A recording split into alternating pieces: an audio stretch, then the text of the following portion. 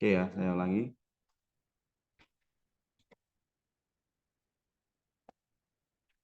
Nah, kembali lagi. Kalian sudah paham belum artinya revolusi industri 4? Dulu di SMA pernah kan ada mata pelajaran sejarah, kalau nggak salah. Revolusi Inggris. Pernah? Atau lupa? Ada revolusi Inggris. Jadi intinya gini, dunia itu di drive perkembangan dunia itu, ya, perkembangan dunia itu di drive oleh teknologi, gitu kan? Semua eh, apa namanya peradaban peradaban manusia berkembang sampai hari ini itu didrive oleh teknologi, lahirnya teknologi. Revolusi industri itu menggambarkan peradaban manusia mulai dari era 1 sampai era sekarang. Yang kita sebut sekarang era 4, bahkan ada yang nyebut era 5, ya kan? Society 5. Itu sebenarnya kan memberikan gambaran dunia seperti apa saat itu, gitu loh. Ya. Jadi zaman pertama sebelum revolusi industri pertama itu apa? Kalau pernah belajar sejarah, manusia dulu hidupnya nomaden, itu pernah dengar kan? Berpindah-pindah dari satu tempat ke yang lain. Terus tinggalnya di tepi sungai, di tepi laut, karena mata apa cari makannya gampang di situ, di gunung. Nah, itu zaman manusia sebelum revolusi satu. Di Eropa pun terjadi seperti itu.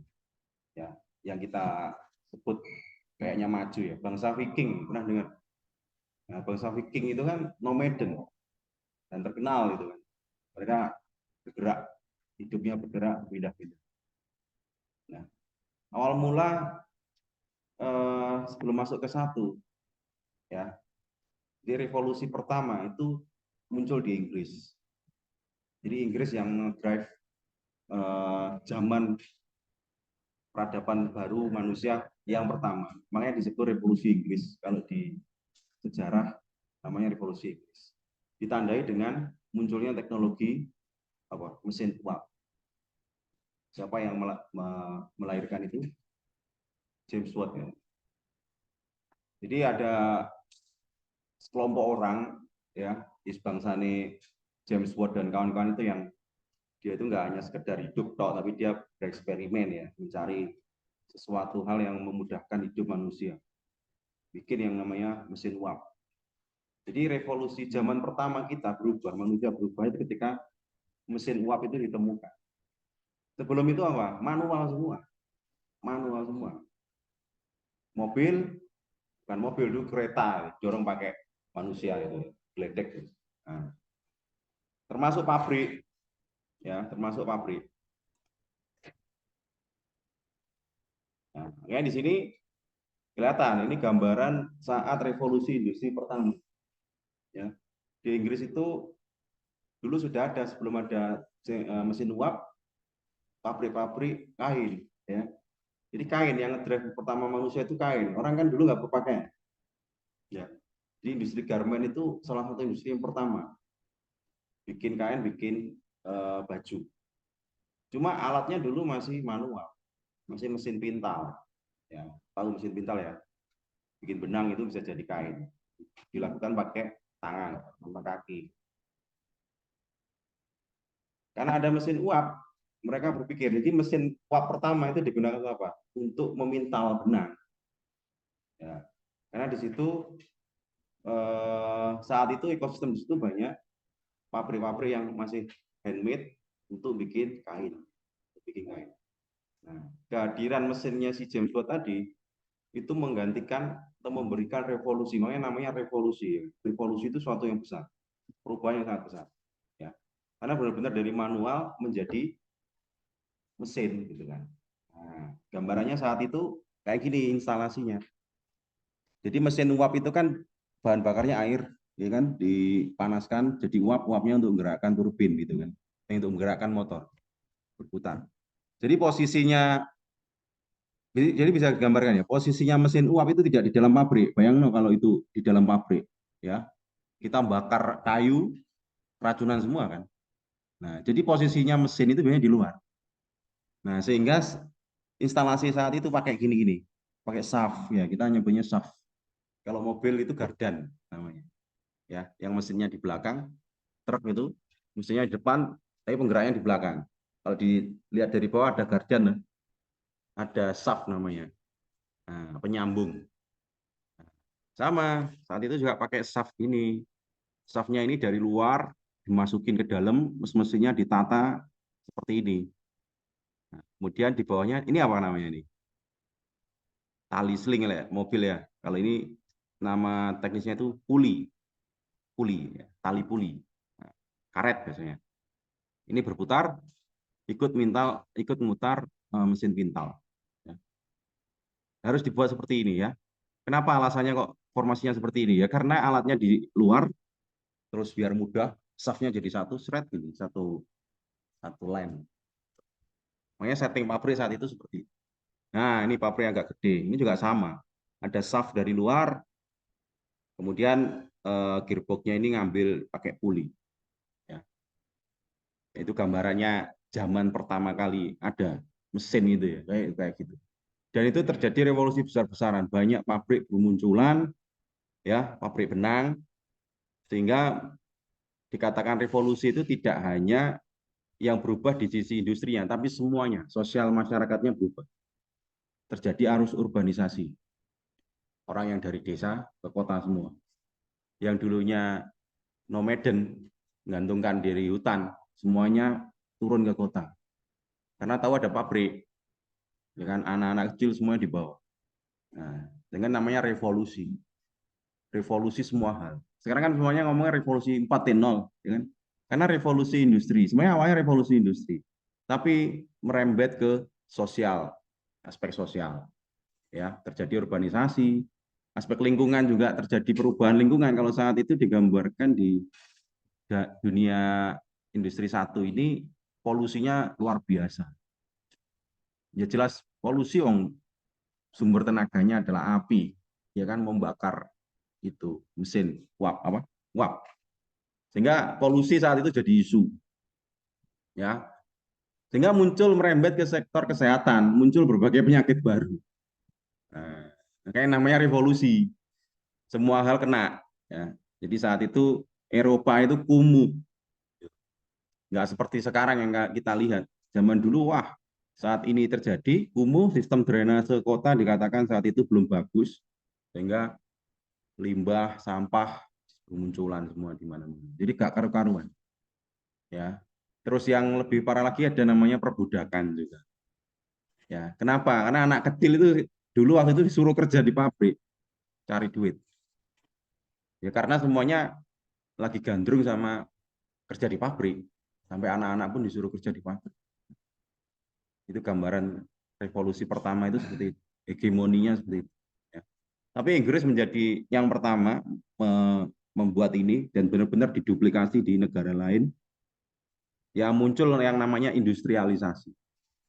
Dulu zaman manusia purba ya kan masih bergerak nomaden, mana ada pabrik. Pabrik pertama dari Inggris ini kemudian ngerembet ke dunia gitu loh. Ya. Karena sudah ada mesin uap ya. Muncul nanti alat transportasi, kereta api, mesin uap, ya, kereta api uap ya kan. Nah, jadi awalnya dari mesin uap gitu loh. Nah, mesin uap berkembang terjadi mesin bakar, motor bakar ya, pakai bensin dan pakai solar. Ya. Jadi awal mula dunia ini ada ya, perkembangan dunia ini teknologi pertama dari mekanik, ya, mechanical. Jadi ilmu mekanik, ilmu mesin. Termasuk mesin uap itu kan mesin, cabang dari ilmu mesin. Ya, fluida, mekanika fluida, ya kan. Nah, itu ya gambaran pertama dunia itu semua serba mekanis, ya, serba mekanis. Nah, ini gambarannya di kedua, pabrik-pabrik itu kumuh sekali, banyak anak kecil juga ikut, pokoknya ruwet men zaman dulu. Tapi mereka mengalami perubahan sosial yang luar biasa dari awalnya di hutan, ya turun ke kota bisa dapat uang, ya kan, nggak lagi sistem barter, sudah kenal sistem uang, ya kan, bisa beli apapun gitu. Nah, ini sudah era 2. Era 2 itu ditandai apa? Munculnya teknologi apa? Kalau era 1 adalah mesin uap, kalau era 2 apa? Listrik, ya, listrik. Ini yang sampai sekarang kita pakai. Ya. Jadi kalau ngomong cabang ilmu engineering, ya, itu ada 3. Orang tuanya, ya, parentnya, itu ilmu mekanik, ilmu listrik, satunya apa? Sipil. Turunan semua ilmu itu akan jadi turunan dari 3 ini. Kita adalah turunan dari ilmu listrik, ya kan? Jadi kalau kamu ke ITB, ke ITS, ini pasti jadi fakultas gitu. Ya, fakultas teknik mesin ini, fakultas teknik elektro dan fakultas teknik sipil. Turunannya banyak jurusannya, ya. Karena itu kayak masuk langsung duduk. Karena itu kayak bapaknya gitu, bapak ilmunya, parentnya. Mesin kalau diturunkan banyak, ya. Ada metalurgi, dengan ilmu bahan, ya, mechanical. Mechanical itu nanti kalau mau ditelusuri lagi lebih dalam ada elektromechanical, menggabungkan, ya sudah belajar sama listrik dikit. Kalau listrik banyak sekali, turunan listrik itu banyak. Kamu ngelihat apa ya? Kalau di Surabaya ada sekolah namanya PENS, Politeknik Elektronika, itu jurusannya apa aja? Mulai dari game, ya kan, multimedia, elektroindustri, energi, semuanya ada. Yaitu cabang listrik itu turunannya segitu banyak. Dan kita bagian dari listrik, ya. Nah, nanti kita coba pahami kenapa kita bagian dari listrik, gitu kan?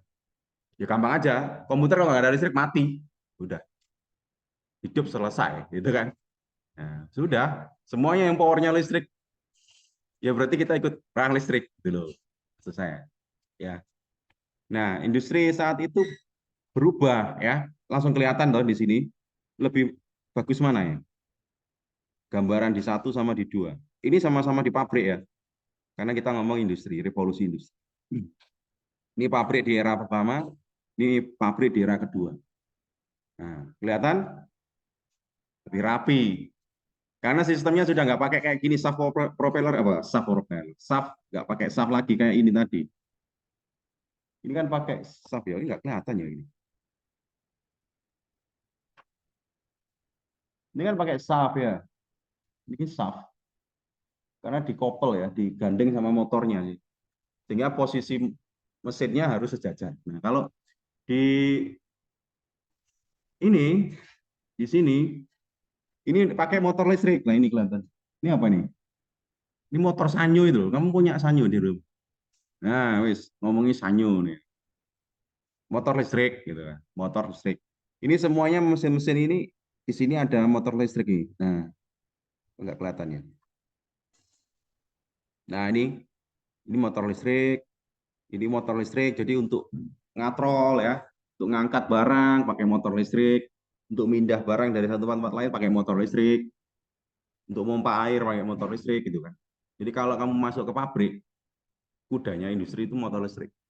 Penggerak utamanya motor listrik sampai hari ini. Ya. Kalau kalian mungkin nggak pernah magang di pabrik ya, software house misalnya. Nah, kalau masuk ke pabrik isinya pasti motor, ya. Entah itu buat buka tutup apa apapun ya, buat pompa, buat apa pasti ada motor. Sehingga kalau kamu kerja di pabrik, kontrol motor itu wajib bisa mengendalikan kecepatan motor, nah, kontrol motor ya, itu harus bisa.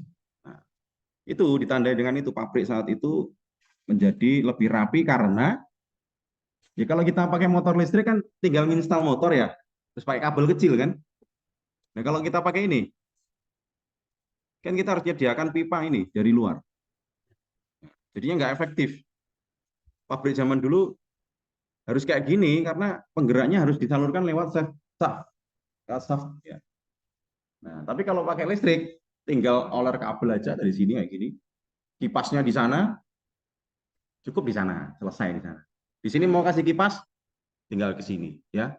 Coba bayangkan kalau dulu masih kita pakai tenaga uap, bingung ya. Ya, mau naruh kipas di sana sama di sini, gimana caranya? Pakai shaft, biayanya tambah bengkak itu ya kan. Terus Gambarkan pakai misalnya pakai karet-karet gini ya, harus nyambungkan ke kiri ke kanan ya kan, ribet, nggak terbayangkan ya kan ribetnya. Jadi makanya semuanya jadi efisien karena ada motor listrik, ditemukannya listrik gitu loh. Jadi kita bisa membuat power di mana-mana, penggerak di mana-mana cukup pakai kabel. Nah, cukup pakai kabel. Nah, itu ya gambaran di revolusi kedua. Sehingga di revolusi kedua ini luar biasa efeknya. Di dunia semuanya pabrik berkembang pesat, semuanya pakai motor, muncul pabrik-pabrik, apapun pabrik bermunculan. Mulai pabrik tekstil, terus minuman, kalengan, semuanya muncul. Karena penggeraknya sudah efisien, sudah pakai listrik. Nah, pabrik mobil sudah pakai sistem assembling ya, mass assembling. Jadi kalau mobil itu cara bikinnya kan dibuat rangkanya dulu ya kan, 100 unit terus digeser kanan ya kan ke unit produksi pengecatan. Sudah dicat, digeser lagi, pasang rodanya kan gitu. Bikin mobil itu namanya sistem assembling, mass assembling. Nah, itu baru muncul konsep itu ketika era revolusi industri kedua, ketika listrik muncul. Termasuk listrik rumahan saat itu bermunculan. Jadi dunianya semakin terang, gitu kan? Dulu gelap dunia itu. Nah, revolusi kedua jadi terang karena ada listrik. Ya penemu listrik apa? Itu penemu listrik apa? Ya Tesla. Nah, terus sekarang ketiga ketiga itu kalau lihat ini apa? Gambaran singkat. Oh, nggak kelihatan. Nah, nih apa? Robot ya, robotics. Makanya kita itu Indonesia itu sebenarnya masih di tiga dan empat, gitu kan. Boro-boro ngomong lima, jangan. Empat itu masih berat kita. Jadi kita itu sebenarnya masih tiga. Industri di Indonesia itu masih berada di fase ketiga. Ya, fase ketiga itu sebenarnya pengembangan dari dua. Ya. Bedanya apa dua dan tiga? Komputer lahir tidak di zaman kedua, tapi zaman ketiga. Jadi tahun 70-an. Komputer itu tahun 70-an. Dia masuk di revolusi industri ketiga. Ada sistem komputer. Nah, ada sistem komputer. Kalau dulu nyalakan motor itu harus ditekan saklarnya, kayak di rumahmu, ya kan? Nyalakan pompa air kan harus ditekan saklarnya, baru nyala. Di era ketiga, saya tekan dari sini itu, dari HP, ya kan? Jadi jarak jauh, ya, jarak jauh. Karena dikenal cabang ilmu otomasi industri, otomasi, sistem kontrol, sistem kendali. Nah, kalau di pabrik, makanya di sini gambarannya pabrik. Pabrik-pabrik hari ini tuh pasti sudah menerapkan otomasi, ya, otomasi industri. Pernah lihat ada yang dari Gresik di sini? Ada yang Gresik. Nah, pernah masuk di Wilmar, PT Wilmar? Enggak ya. Saya magang 2 bulan di sana. Wilmar itu luas banget kan? Luas banget. Wilmar itu yang produksi minyak goreng. Wilmar ya nggak salah ya. Pokoknya yang minyak goreng belakangnya ada tulisannya Wilmar. Itu produksinya Gresik. Itu perusahaan multinasional sebenarnya dari luar negeri. Nah, tapi yang ingin saya katakan adalah pabriknya itu sangat luas sekali. Jadi dari kelapa sawit itu bisa jadi minyak goreng, yang paling tinggi bisa jadi aftur, bahan bakar pesawat, bioaftur. Yang paling rendah, oh, jadi minyak sawit ya. Kelapa sawit itu turunan paling yang bagus ya. Kalau diekstrak, paling bagus itu jadi BBM, bioaftur. Paling jelek jadi minyak jelantah. Tahu minyak jelantah? Yang dijual di pasar tuh yang warnanya putih, masih biasanya masih padat, ya harus dipanasin dulu baru jadi minyak. Saya dulu di bagian itu. Jadi minyak dipres, hasil sisanya itu masih bisa dijual. Jadi minyak jelantah. Jadi pabrik Wilmar itu ukurannya mungkin satu desa mungkin ya. Sangat luas sekali. Dan unitnya itu banyak.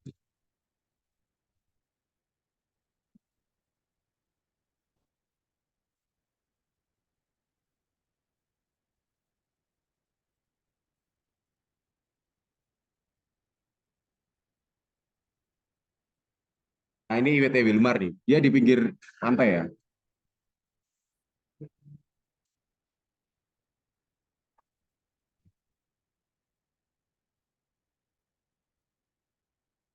Nah, ini pabrik itu umumnya kayak gini, teman-teman. Ya. Dan kita sebenarnya bisa juga kerja di sana. Nah, ini satu unit ini dari sini ya, sampai ke depan sini ini jauh ini, bisa 1 kilo, 2 kilo, ya kan? Dan ini kalau kita lihat di sini banyak pipa ya, belum lagi yang di sini. Ini sistemnya sudah sistem kontrol otomatis. Jadi saya tinggal berdiri di satu ruangan di sini misalkan ya. Saya mau buka keran yang ada di plan lain, yang ada di tempat lain itu tinggal diklik, buka ya. Itu eranya 3, otomasi industri ya. Dari sini mau nyalakan burning yang di sini ya, nyalakan api di sini, kompor yang di sini. Tinggal diklik dari sini, selesai ya. Nah,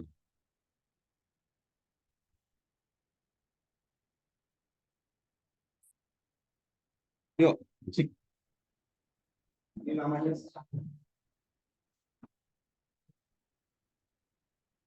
Tapi kalau di pabrik yang bagus kayak Wilmar, Tamina, itu selalu ada ruangan ini.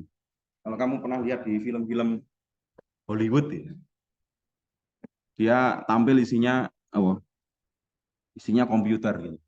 Ini beneran ada, ini bukan asal-asal, emang ada. Skala pabrik yang canggih ya, petrokimia dan lain-lain itu sudah pasti menerapkan ini. Dan ini apa yang tampil di sini semuanya pipa-pipa instalasi yang ada di lapangan dan semuanya bisa dimonitor nilainya, bisa dikontrol dari situ. Buka keran, tutup keran, kerannya dibuka berapa persen gitu. Ya. Terus di situ nilainya suhunya berapa, tampil semua di situ.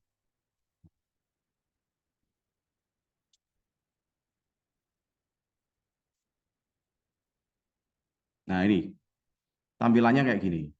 Ini software SCADA ini. Jadi yang tampil di monitor itu kayak gini, instalasi di lapangan. Nah, ini turbin ya kan. Oh, di sini lagi jalan 70 apa nih tekanannya 70 Pascal kayak gitu. Semuanya bisa dilihat dan diklik ini gitu. Kalau diklik dia ikut buka nih. Itu orang automation. Nah, kayak gini. Ini ya. Nah, ini kelihatan pompanya nilainya berapa ya. Sensornya di sini kelihatan. Nilainya muncul di situ. Valve-valve-nya ini kalau diklik ikut buka dia. Padahal jaraknya berkilo-kilo dari ruang kontrol. Ini kontrolnya dari ruang ini, dari ruang tadi, dari sini. Ya. Kereta api juga sama. Pernah lihat skadanya kereta api?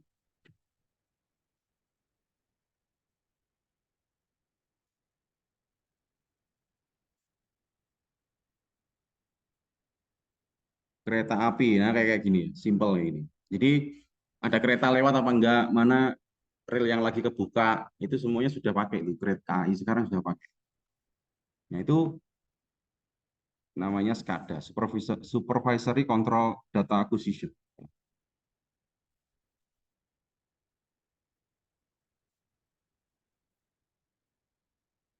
Ini ini biasanya ada di Jakarta ini, yang Jakarta atau Semarang di Semarang Poncol ya. Itu ada sistemnya. Ya, bisa mendeteksi pergerakan kereta. Itu era revolusi 3 ditandai dengan sistem robotik dan sistem komputer. Jadi kita bisa bikin semuanya ini karena komputer. Ya. Di revolusi 2 belum ada, nggak bisa gitu.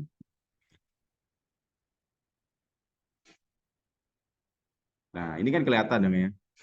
Orangnya ini lagi bawa laptop, ya kan, sambil ngontrol dia ngeklik sesuatu. Nah, sama ya. Kemudian juga ini robot di perusahaan robot apa ya? Pembuatan mobil pasti pakai robot ya. Hyundai dan lain-lain lah. Kenapa pakai robot? Berapa harga robot? Tahu nggak harganya ini? Saya tuh pernah dulu di lab saya dulu ada nih. Satu lengan robot ini, mereknya Kuka dari Jerman. Itu harganya sama dengan mobil, 200 ke atas. Jadi satu lengan ini ya itu aja yang kecil. Kalau ini yang gede ya mungkin 500-an. Jadi ini segini ini 500 juta ini. Dalamannya apa? Dalamannya itu motor cuma. Ini besi-besi tapi ini kalau kejaduk ya loro ya. Besi beneran, besi yang keras banget. Jadi ini pakai motor AC ya, di dalamnya udah ada gearboxnya. Gearboxnya tergantung dia berapa aksis. Berapa aksis itu berapa siku apa? Berapa sendi ya. Nah, biasanya 6 aksis. Jadi mulai dari pergelangan sampai ini bisa muter ini. Jadi setiap pergelangan ada motor. Nah, itu torsinya. Jadi yang bikin mahalnya itu torsi. Torsi tahu torsi. Torsi itu kekuatan. Ya. Jadi kalau ngomong motor itu dilihat dari kecepatan dan torsinya. Ya. Torsi itu biasanya geraknya pelan, tapi dia kuat ngangkat. Gitu. Makanya ini ngangkat mobil aja ya kuat, karena torsinya gede. Caranya bikin torsi gede, dikasih gearbox. Gearbox itu kan untuk memperbesar torsi. Nah, makanya motormu kalau nanjak, giginya malah jadi satu. Pakai gearbox, lumayan gearbox. Ya. Jadi yang bikin mahal itu. Sistemnya ini banyak gearboxnya adalah. Makanya dan dia memang motornya motor khusus ya. Karena robot ini kan didesain 24 jam tanpa berhenti. Ya kan? Ini kan running terus, nggak berhenti sama sekali. Nah, jadi kalau buruh-buruh itu demonya tambah tambah nemen gitu ya. Itu bisa dihitung-hitung itu. Kalau saya investasi 500 juta satu robot, saya jamin dia kerja 20 tahun tanpa berhenti dan tanpa demo gitu. Kira-kira untung mana? Itu bisa dihitung.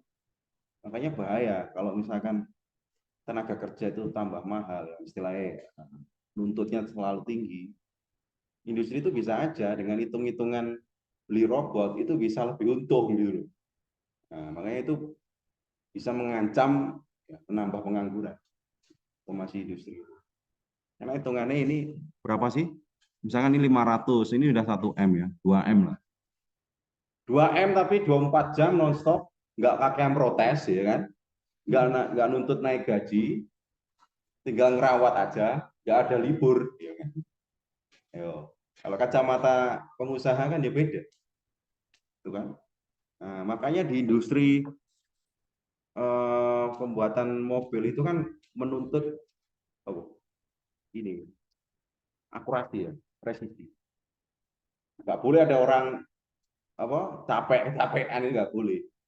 Ya kan karena ini kan harus masang dashboard, ngecat dalamnya, mur baut tidak boleh ada yang kelewatan ya.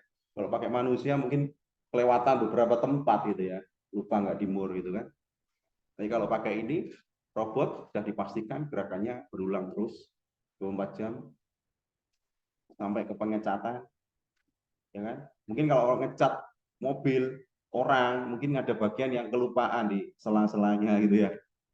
Namanya manusia. Ini kalau robot karena udah diprogram ya otomatis. Gitu. Makanya dia mau investasi besar ya di mobil itu besar.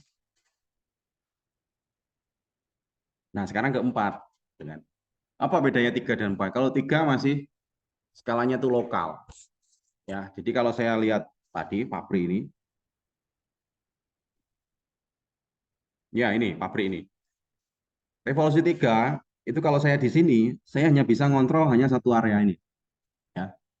Saya hanya bisa buka tutup keran yang ada di sini. Jaraknya paling 2 kilo, 3 kilo. Tapi revolusi 4 itu sudah ada internet di situ. Jadi yang ngedrive-nya adalah internet. Ya. Jadi 3 itu komputer, 2 itu listrik, 3 komputer ya. 4 itu adalah internet. Jaringan internet. Ya, artinya apa?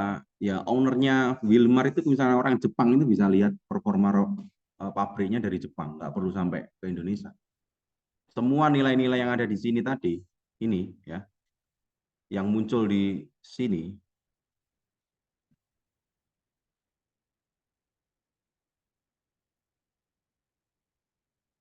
yang muncul di layar monitor ini juga akan muncul di layar monitor si ownernya yang ada di luar negeri.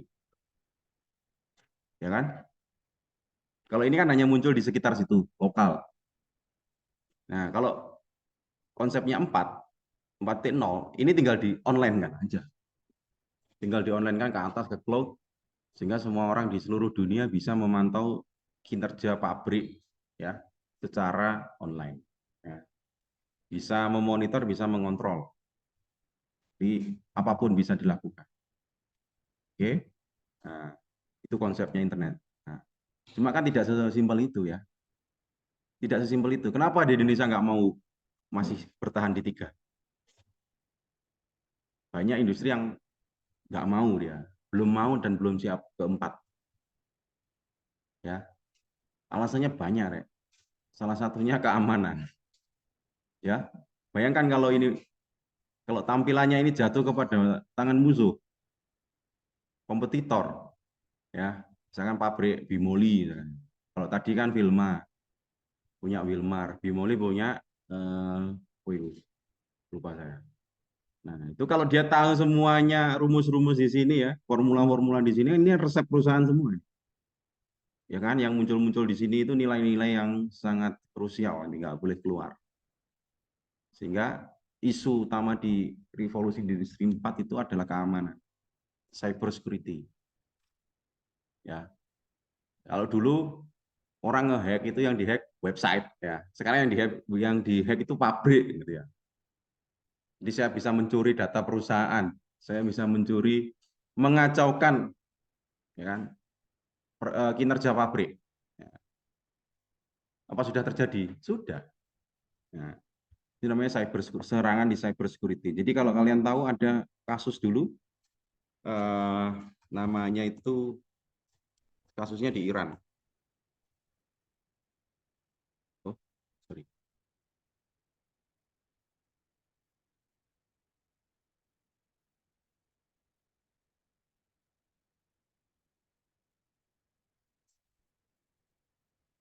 Nah, ini kejadian yang sangat menggemparkan dunia saat itu. Ada virus baru yang namanya Stuxnet di Iran, di Iran. Sebenarnya dia ya virus sih, serangan ya, virus. Jadi Stuxnet ini, jadi ada instalasi nuklir Iran. Ya. Saat itu Iran kan gencar-gencarnya produksi nuklir. Ya. Nah, di pabriknya itu ternyata kena virus, namanya Stuxnet. Nah, virusnya ini tidak seperti virus yang kita alami ya kalau di laptop itu, biasanya ngunci dokumen. Enggak. Virusnya ini langsung mengacaukan performa pabrik. Jadi contoh, misalnya tadi di pabrik itu ada pengaduk gitu ya, ada motor gitu ya, yang harusnya jalannya itu pelan, itu jadi cepet gitu. Karena ada virus yang menginjek sistem komputer di pabrik itu. Ya, kalau di pabrik namanya PLC, kontrolernya namanya PLC. Nah, kontrolernya ini yang disusupi, yang dirusak sistemnya sama si virus ini. Sehingga efek yang ditimbulkan luar biasa. Ini pabrik itu marut ya. Kamu misalkan mau produksi apa misalnya minuman kaleng gitu ya, yang awalnya itu nyampur gula 10 kilo sama apa garam misalkan 1 kilo gitu ya. Ini kan takaran ya. Nah, kalau takarannya dirubah ya apa jadinya? Ya, gula 10 kilo, garamnya 2 kilo gitu. Jadinya nggak karu-karuan rasanya. Itu kalau cuma perusahaan minuman ya. Ini perusahaan nuklir, nuklir. Tahu nggak? Ini nuklir. Jadi uranium sama plutonium gitu kan. Campurannya salah, itunya salah, apa yang terjadi? Jadi kamu bisa membayangkan sabotase di situ itu sangat berbahaya. Kalau orang bisa masuk ke situ. Nah, yang dikacaukan adalah sistem otomasi pabriknya. Jadi orang yang ini tadi, yang di pabrik tadi ya, jadi sistemnya ini yang dikacaukan. Jadi nilai-nilai yang di sini itu bukan nilai asli, nilai-nilai yang sudah dikacaukan. Apa bisa? Ya, bisa sekali. Karena sistem ini bekerja dengan konsep komputer. Komputer kalau dimasuki orang, disisipi, apapun bisa dibuat gitu. Ya. Itu di Revolusi 4 ada satu kejadian yang luar biasa. Ternyata usut punya usut ya. Sebenarnya pabrik itu tidak 4.0, dia itu tidak online. Ternyata ada penyusup, masukkan flash disk. Ya, dimasukkan ke sini, central control room-nya. Jadi dia masuk ke sini. Nah, makanya ruangan ini, kalau kamu di pabrik, masuk ke Wilmar, nggak semua orang boleh masuk. Itu ruang steril. Orang iseng kayak di sini tadi, di Stuxnet tadi, waduh bahaya, Rek. Dia masukin bom, dan sayangnya, ini sayangnya, banyak kan industri ini, dia masih pakai Windows. Banyak kan tuh masih pakai Windows. Kita tahu Windows itu sangat rentan sekali Windows itu. Saya juga heran sampai sekarang, ya apa ya banyak pakai Windows itu loh. Mungkin karena gampangnya ya, dilihat gampang. Jadi sangat mudah, bom-bom itu masuk ke komputer di sini ini bahaya karena sistem yang ini, yang mana tadi? Ini komputer-komputer ini terhubung secara langsung dengan hardware-hardware yang ada di pabrik. Terhubung ke PLC ya pastinya ya. Ke PLC terus ke sensor-sensor. Mau ke sensor apa ya? Valve, kemudian motor, semuanya terhubung. Jadi kalau saya bisa masuk ke situ, saya bisa mengendalikan pabrik gitu. Jadi yang kamu tahu film-film zaman film ya, film Hollywood ya, yang itu loh, ada teroris yang mengacaukan kota itu, dia kabur tapi lampu lalu lintasnya bisa diatur sama temennya. Jadi bisa jadi hijau semua. Gitu. Ternyata kotanya sudah smart city, sudah terhubung dengan sistem cloud-nya semua. Jadi meloloskan apa ya, meloloskan kriminal itu bisa dengan mudah karena dia sambil ngontrol lampu merah yang di sana saya buat hijau, rupanya saya buat hijau, buat hijau. Online gitu kan. Keren ya? Bisa nggak itu terjadi? Bisa sekali. Wong pabrik aja bisa. Yaitu konsekuensi kalau kita terhubung ke dunia internet, ke internet. Jadi internet itu kayak hutan rimba. Ya, ketika kita terhubung, seret masuk ke jaringan internet, itu semua orang bisa mengakses kita.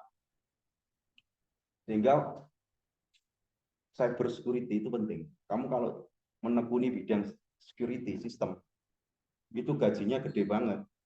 Dan orang perbankan itu yang nyari. Sistem perbankan itu eh, sangat rawan diserang. Ya, mungkin setiap menit, setiap jam diserang. Ya, yang namanya e-banking gitu. Orang kalau bisa masuk situ lawen aja, Rek. Tinggal ngetik ya kan, nama aku tak ganti nolnya tak tambah luru nah, nambah. Jadi 1 juta jadi 100 juta itu kan. Sangat rawan sekali. Nah, makanya cyber security, ngamankan perangkat, ngamankan server itu profesi yang sangat dicari. Ilmu ini apa ya? Banyak ilmu. Ilmu jaringan pasti, tapi nggak sekedar jaringan. Ya. Dan itu sekarang bergeser tidak hanya di server, tapi di pabrik juga, karena kita sudah eranya IoT. Ya, eranya IoT, semua pabrik mau online gitu kan. Ini yang sudah terjadi di Freeport. Ini Freeport loh ini. Nah, loh, mana ini? Nah, ini Freeport ini. Tahu Freeport ya? Jayapura ini. Truknya itu sudah, truk tambangnya itu sudah nggak ada sopirnya. Jadi dia jalan, di bawah ada robotnya. Yang bagian ngedrill, ngambil emasnya, masukin ke truk, semuanya robot. Ya, dikendalikan dari ruang kontrol ini. Di atas ini aman ini. Nah, dia cuma pakai kamera dan joystick. Nah, jadi koneksinya harus bandwidth-nya besar. Jadi syaratnya di revolusi 4 dan 5 itu bandwidth-nya harus besar. Koneksinya harus sangat kecepatan tinggi. Delay-nya harus di bawah 1 milisecond. Makanya 5G itu masa depannya.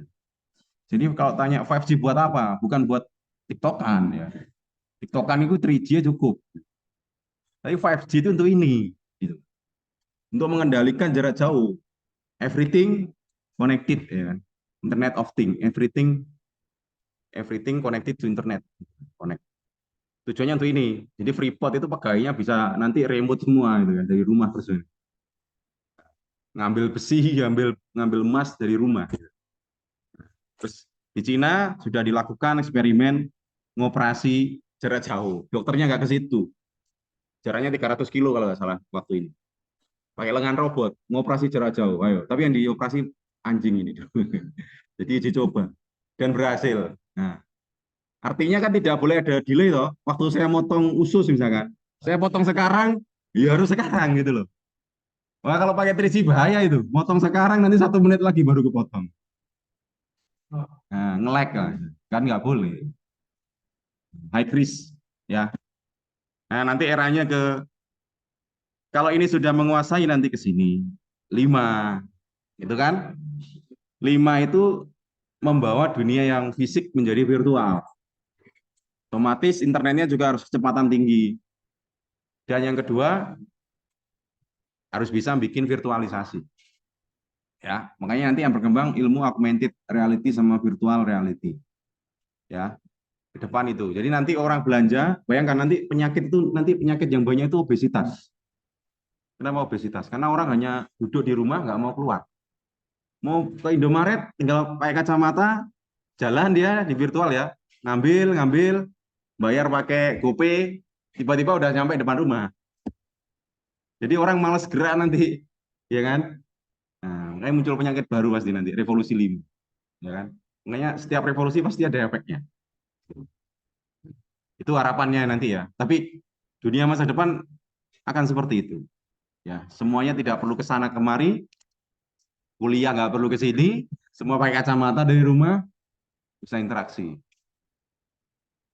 Tapi yang ya semuanya adalah komputer ya. Jadi turunannya dari listrik ke komputer ke internet sudah. Makanya kalau kamu berada di jalur ini sebenarnya ya itu tadi dunia hari ini itu kita kuasai. Ya. Ujungnya adalah listrik, jangan lupa. Kalau listrik mati, ini semuanya nggak ada ini. Ya, nggak ada. Komputer mati, semuanya mati. Bingung kita. Tanya itu. Kalau di akhir zaman itu kan, kalau di akhir zaman kita akan kembali ke mekanik lagi, ya kan? Iya. Nanti di waktu terakhir-terakhir nanti teknologi ini akan tiba-tiba hilang. Seret, nggak usah bingung-bingung. Misalnya kamu sekarang listrik mati 1 hari, bingung nggak? Bingung. Makanya kamu juga harus mulai belajar bushcraft. Gitu. Tahu bushcraft? Lihat tuh di YouTube tuh bushcraft. Nah, cara bikin api ya kan dari manual kayak gitu. Itu nanti kita akan ngalami itu. Ketika semuanya berhenti, kita akan kembali ke manual. Ya, ujung dari ini nanti semuanya akan manual. Terusnya apa Pak? Sekarang belajar. Yo, saiki urung wayahe ngono kan. Sekarang kita masih ini, gitu. Tapi nanti suatu saat ya kita harus siap. Ya, menarik sebenarnya dunia ini. Ya, nanti ada ujungnya ini. Ada ujungnya waktu sudah ke industri 5.0 ini semuanya kan teknologi ya. Tiba-tiba langsung berhenti. Seret, bingung itu kan. Itu konspirasi Ray. Bukan. Itu kalau kamu belajar di hadis-hadis akhir zaman itu sudah ada. Orang itu nanti akan bertelanjang kaki lagi, ya kan? Setelah itu, ketika semuanya sudah di end. Nah nih, ilmu-ilmu ilmu-ilmu apa? Bertahan itu, bertahan hidup. Itu kan lagi banyak di YouTube banyak, ya kan? Tinggal di hutan, semuanya manual, bikin sendiri, apinya bikin sendiri. Nah, itu mulai banyak. Oke ya, itu ya. 84, 830 kan? 820 ya?